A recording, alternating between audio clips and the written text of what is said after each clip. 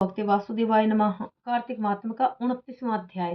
राजा पृथु ने कहा, हे नारद जी, आपने कृष्णा और वेणी नदी के तट पर बनिए और कलह ने जिस प्रकार मुक्ति पाई वह सारी कथा हमको सुनाई है, मैंने भली प्रकार सुनी है।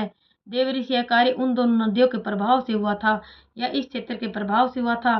कृपा करके मुझे बताने की कृपा कीजिए, क्योंकि मुझे संदेह है। देव ऋषि नारद बोले, कृष्ण नदी साक्षात भगवान श्री कृष्णचंद्र जी महाराज का शरीर और बेणी नाम वाली नदी भगवान शंकर का शरीर है। इन दोनों नदियों के संगम का महात्म्य श्री ब्रह्मा जी वर्णन करने में असमर्थ हैं। फिर भी चूंकि आपने पूछा है, अतएव मैं आपको इनकी उत्पत्ति का वृतांत सुनाऊंगा। ध्यान पूर्वक सुनिए। चाक्षुक मनवंतर के आरंभ में श्री ब्रह्मा जी ने सह पर्वत के शिखर पर यज्ञ करने का निश्चय किया। वह सब देवताओं, भगवान विष्णु, भगवान शंकर और यज्ञ की सारी सामग्री लेकर उस पर्वत के शिखर पर गए। तब महर्षि भृगु आदि ऋषियों ने ब्रह्म मुहूर्त में उन्हें दीक्षा देने का विचार किया। इसके बाद उन्होंने श्री ब्रह्मा जी की पत्नी सबरा को बुलवा भेजा। वह बड़ी आहिस्ता आहिस्ता आ रही थी। इसी बीच में श्री भृगु जी ने भगवान विष्णु ने पूछा, हे प्रभु, आपने सबरा को शीघ्रता से बुलाया था, वह क्यों नहीं आई? यदि ब्रह्म मुहूर्त टल गया तो फिर दीक्षा का कार्य कैसे होगा? इस पर भगवान विष्णु ने कहा, यदि सबरा यथा समय यहाँ पर न आई तो आप गायत्री को ही स्त्री मानकर दीक्षा विधान कर दीजिएगा। क्या गायत्री पुण्य कर्म में ब्रह्मा जी की स्त्री नहीं हो सकती?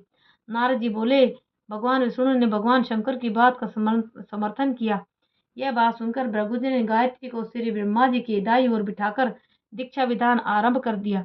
ऋषि मंडल गायत्री को दीक्षा दे ही रहा था कि इतने में सबरा भी यज्ञ मंडप में आ पहुंची।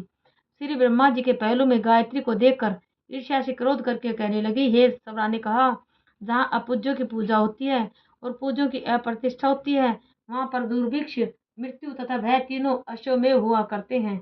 यह गायत्री जी ही श्री ब्रह्मा जी की ओर दाई ओर तथा मेरे स्थान पर बैठी है। यह अदृश्य बहने वाली नदी होगी। आप लोगों ने अविचार से इसे जो मेरे स्थान पर बैठाया है, अतः आप भी सब के सब जड़ रूप नदियां होंगे। नारद जी ने महाराजा पृथु से कहा, हे राजन, इस प्रकार सबरा के श्राप को सुनकर गायत्री मारे क्रोध के लाल बबूका होकर अपने होठ काटने लगी। देवताओं के मना करने पर भी उसने उठकर सबरा को श्राप दे डाला। गायत्री ने कहा, ब्रह्मा जी जैसे तुम्हारे पति हैं वैसे ही मेरे भी पति हैं। तुमने व्यर्थ श्राप दिया है, अतएव तुम भी नदी हो जाओ।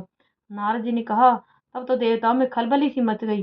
वह सबरा को दंडवत प्रणाम करके कहने लगे, हे देवी, तुमने जो ब्रह्म आदि सब देवताओं को श्राप दिया है, इसे यदि हम सब जड़ रूप नदियां हो जाएंगे तो फिर निश्चय ये तीनों लोक नष्ट हो जाएंगे, क्योंकि यह शाप तुमने बिना विचारे दिया है, अतएव तुम इसको वापस ले लो।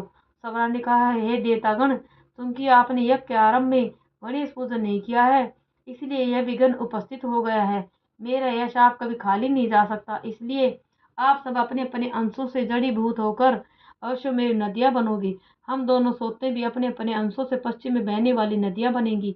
देव ऋषि नारद जी ने राजा पृथु से कहा, सबरा के वचन सुनकर सभी देवता, विष्णु, शंकर आदि अपने अपने अंशों से नदियां बन गए। भगवान विष्णु के अंश से कृष्णा, भगवान शंकर के अंश से वेणी तथा श्री ब्रह्मा जी के अंश से कुकुद मैवती नाम वाली नदियां उत्पन्न हो गई। सभी देवताओं ने अपने अंशों को जड़ बनाकर वहीं सह पर्वत पर फेंक दिया। फिर उन लोगों के अंश अलग अलग नदियों के रूप में बहने लगे। देवताओं के अंशों से पूर्व वाहिनी तथा उनकी स्त्रियों के अंशों से सैकड़ों हजारों संख्या में पश्चिम वाहिनी नदियां उत्पन्न हो गई। गायत्री और सबरा दोनों पश्चिम वाहिनी नदियां होकर एक साथ बहने लगी। दोनों का नाम सावित्री पड़ा। श्री ब्रह्मा जी ने उस यज्ञ स्थल पर भगवान विष्णु और भगवान शंकर की स्थापना की। दोनों देवता महाबल तथा अतिबल के नाम से विख्यात हुए। हे राजन, कृष्णा और वेणी नदी की उत्पत्ति का वर्णन जो मनुष्य सुनेगा उसको दर्शन व स्नान का फल प्राप्त होगा। ओम नमः भगवते